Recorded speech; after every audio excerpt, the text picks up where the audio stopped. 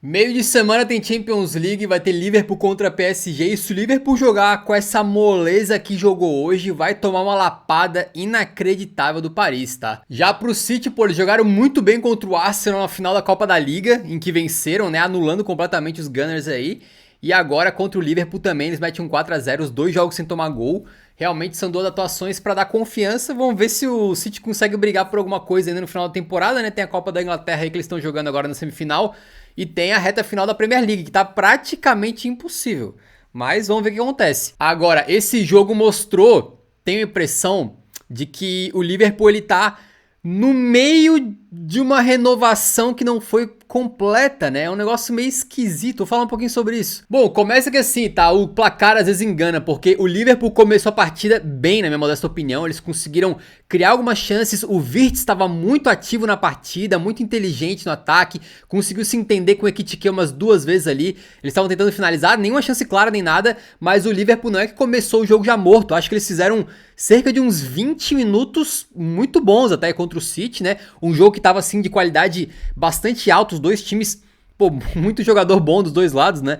Mas, cara, a primeira grande chance foi com o Salah e que começou a mostrar o que essa partida escancarou, né? Que é a queda de nível do Salah, assim, que não é de hoje, mas é meio chocante tu pensar que coisa de um ano e pouco atrás, esse cara tava metendo gol a rodo sem parar pelo Liverpool na Premier League, jogando um absurdo, e hoje ele tá, assim, parecendo um cara que não tem vaga no time, sabe?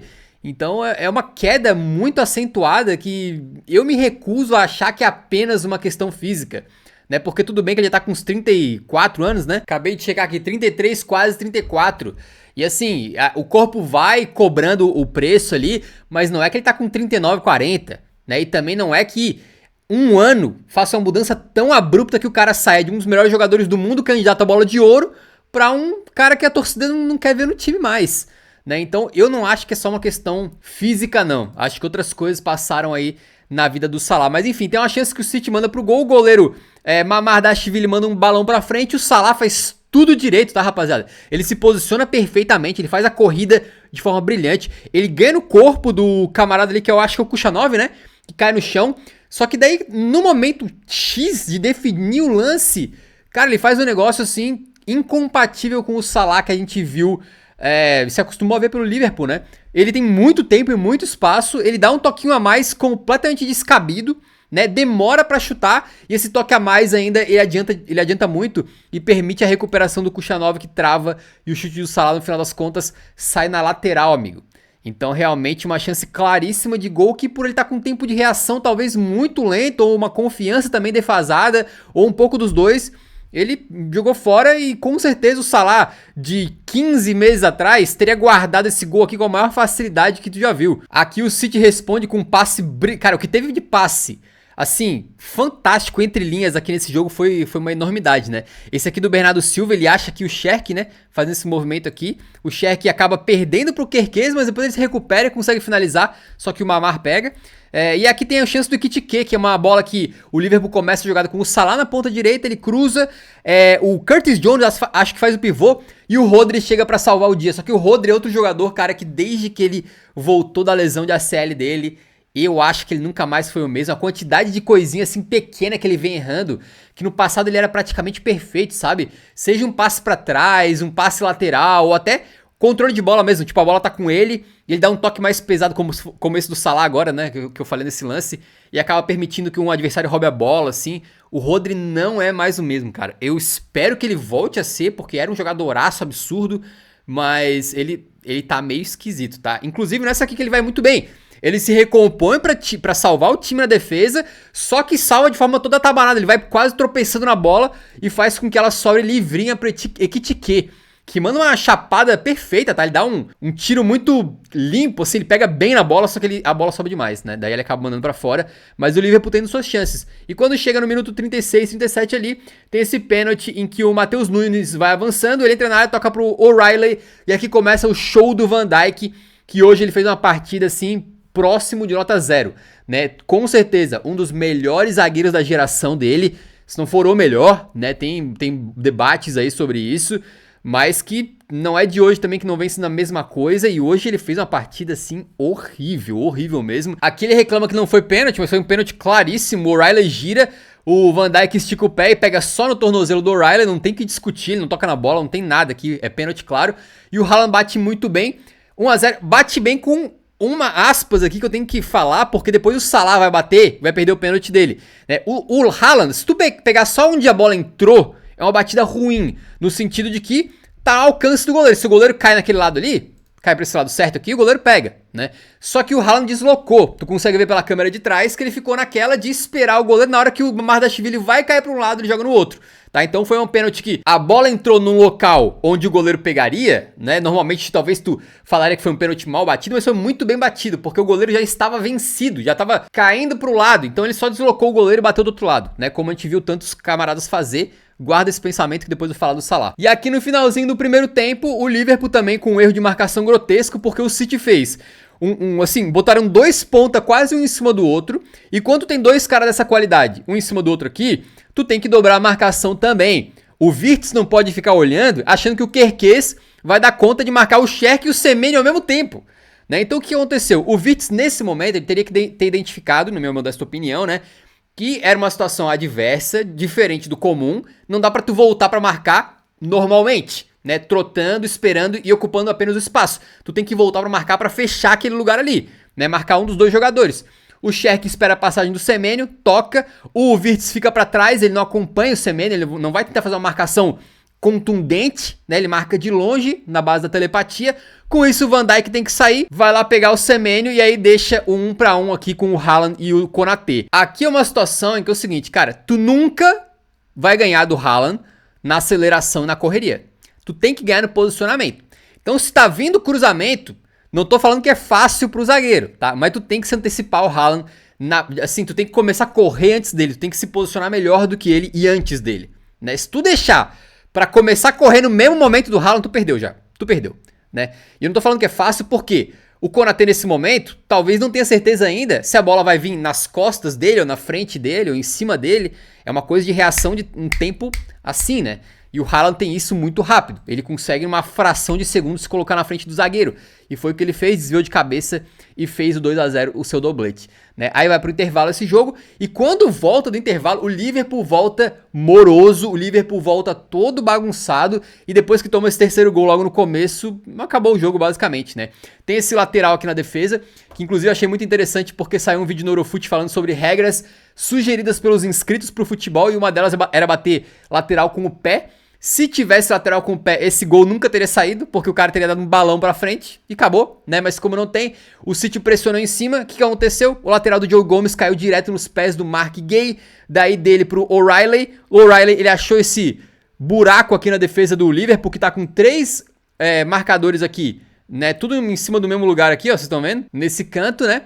E aí o que acontece é que o O'Reilly consegue botar o passe ali pro Šerki, e aí, amigo, Šerki, Semenyo, os 2 juntos mais uma vez. O Šerki acha um passe fantástico. O Van Dijk tá numa situação complicada, também não vou dizer que é fácil, é um passe nas costas com um jogador como o Semenyo, que é muito rápido correndo, mas no final das contas era ele responsável por marcar o Semenyo e deixou passar, né? Aí o Semenyo sai na cara do gol, dá uma aqui atrás de mim, né? Dá uma cavadela. E aí, amigo, o jogo estava mortinho da Silva. O Liverpool ainda conseguiu reagir um pouco na base do Gravenberch, que foi um dos jogadores que mais jogou bem, na minha modesta opinião, do lado vermelho aí. Porque, cara, ele conseguiu alguns passes fantásticos. Olha isso aqui, mano. Ele é um volante, né, nos Reds, que a capacidade de passe dele é brilhante. Olha isso aqui. Ele acha esse passe aqui, ó, passando 2 corredores aqui de jogadores do City pra chegar de forma perfeita no Salah aqui. É um passe maravilhoso. Só que o Salah finaliza e para no Trafford, né? O Salah, do final do ano de 2024, meu amigo, teria metido esse gol aqui com tanta facilidade, mas aqui ele perdeu. E depois mais uma do Gravenberch. Cara, essa aqui nem olhando assim de cima eu consigo entender como é que ele viu esse passe, mas mais uma vez ele dá esse passe aqui, ó, tá aqui o Gravenberch, né? Ele passa no meio desse corredor de jogadores do City aqui, e depois no meio desse espaço aqui também, e a bola cai de novo no Salah, e o Salah tecnicamente também tá mal, né? Porque essa aqui é uma que muitas vezes ele guardaria no ângulo essa bola aqui, ou pelo menos forçaria a defesa do goleiro, como foi nesse lance anterior, né? Mas ele acaba mandando na arquibancada muito, muito longe do gol. Então não é como se o Salah não tivesse feito boas coisas no jogo. Ele teve bons posicionamentos, ele esteve com chance de marcar 3 vezes sem contar o pênalti, né, que seria a quarta. E em todas elas ele falhou miseravelmente. Não é que ele chegou perto de fazer gol. Talvez essa aqui um pouquinho, né? Que o Trafford pegou ali, mas não que foi uma defesa tão monstruosa do Trafford assim. Tipo, tava bem ao alcance dele, né? A bola.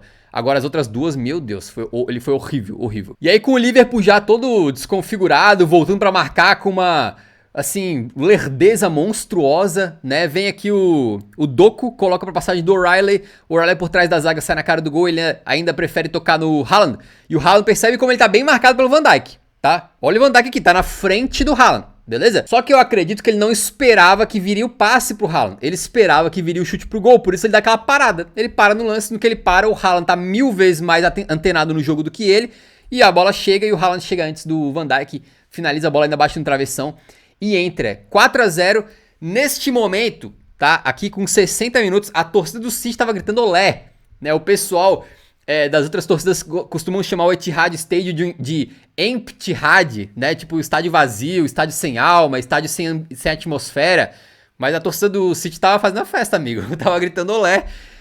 Então é realmente bem tenso pro Liverpool, uma temporada que já não é das melhores.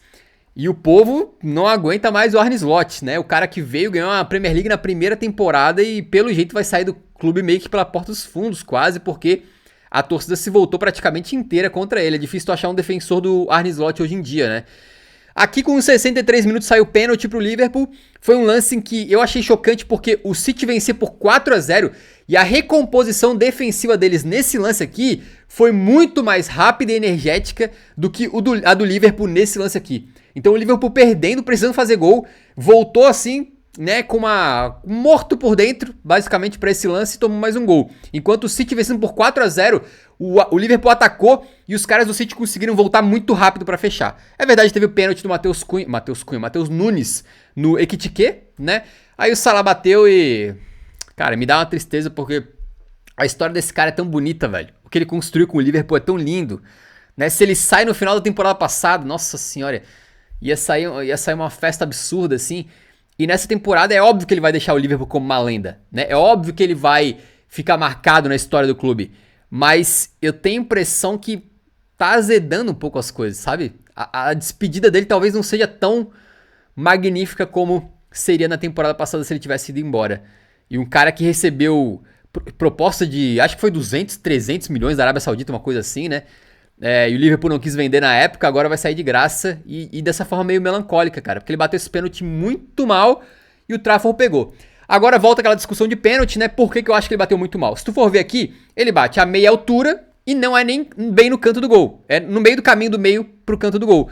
Então isso aqui é o perfeito pro goleiro pegar, né? A diferença principal em relação ao pênalti do Haaland é que o Haaland bate depois de deslocar o goleiro. O Salah não, o Salah, se tu olhar o replay, ele abaixa a cabeça, tá com um lado já pronto pra bater e ele vai e bate naquele lado e não importasse o que o goleiro fizesse.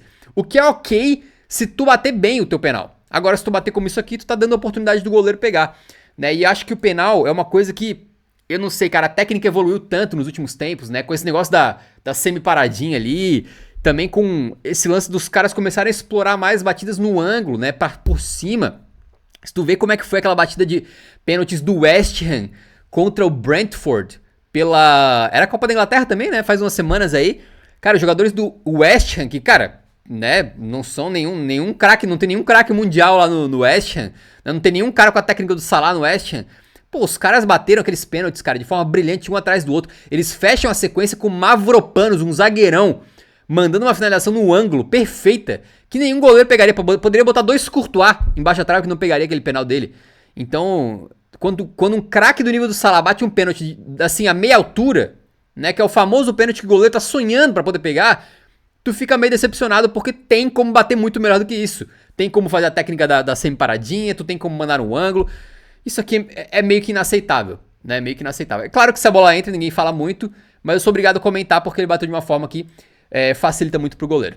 Com os 70 minutos sai o Cherki, isso aqui é um detalhe importante porque jogou muito, mais uma vez. Que guri bom de bola. Ai, como eu queria o Cherki no meu time, velho. Nossa, esse guri é maravilhoso ver ele jogar. A torcida aplaudindo ele de pé. E quando ele sai, ele vai pro banco. Eu não sei como, quando ou por que ele trocou de camisa com o Ekitike. Não sei quando que aconteceu isso. Mas ele vai botar a camisa do Ekitike. E, cara, No passado, já teve seleção ganhando, acho que Copa do Mundo e comemorando com a camisa da rival, porque os jogadores trocaram de camisa e tal. Mas hoje em dia meio que não é aceito, né? Tanto pela questão do time mesmo, tu não pode botar a camisa de outro clube, quanto também tem questão de patrocínio, ele tem um monte de questões envolvidas. Mas o Sherk, na sua inocência ali, foi botar a camisa do Ekitike. Aí alguém falou pra ele no banco, não, não, não, não. Não pode não, Sherkão. Tira isso daí, rapaz. Aí o bicho foi e tirou, foi muito engraçado esse momento aqui, cara. E acabou 4-0, uma lapada absurda, que indica talvez um fim de geração pro Liverpool aí, né, cara? Eles fizeram um campeonato inglês maravilhoso na última temporada, venceram e reforçaram o time muito bem. Pô, Wirtz, Isaac, Kerkez, são jogadores, Frimpong, são jogadores que todo mundo queria, né? Eles fizeram um investimento fantástico pra melhorar aquela equipe, só que ao invés de melhorar, foi tudo pro buraco. O que é muito triste. E agora eles vão ter que pensar numa melhoria também em termos de Salah, que tá saindo. E não sei se eles já não deveriam. Eles contrataram já aquele Jacquet, né? Que tá jogando no futebol francês aí. Mas eu não sei se eles já não deveriam pensar num cara que possa chegar pra tomar a vaga do Van Dijk. Veremos como é que vai ser, né, rapaziada? Enquanto isso, o City faz uma semana... Uma semana não, porque tem a data FIFA, né? Mas os últimos 2 jogos do City aí foram excelentes, excelentes contra o Arsenal e agora contra o Liverpool. E eles estão na semifinal da Copa da Inglaterra, podem ganhar mais um título pra galeria do Guardiola, que segue tentando chegar nos 50 títulos para passar o Ferguson como o treinador mais vitorioso da história. Vamos ver se acontecerá. Se tem algum amigo ou amiga aí que não tá inscrito no canal, te convido a se inscrever aqui, fazer parte da nossa comunidade e acompanhar os pós-jogo. Se você estiver assistindo isso aqui no sábado, saiba que mais tarde tem Atlético de Madrid e Barcelona e estarei fazendo pós-jogo também. Beleza? Nós.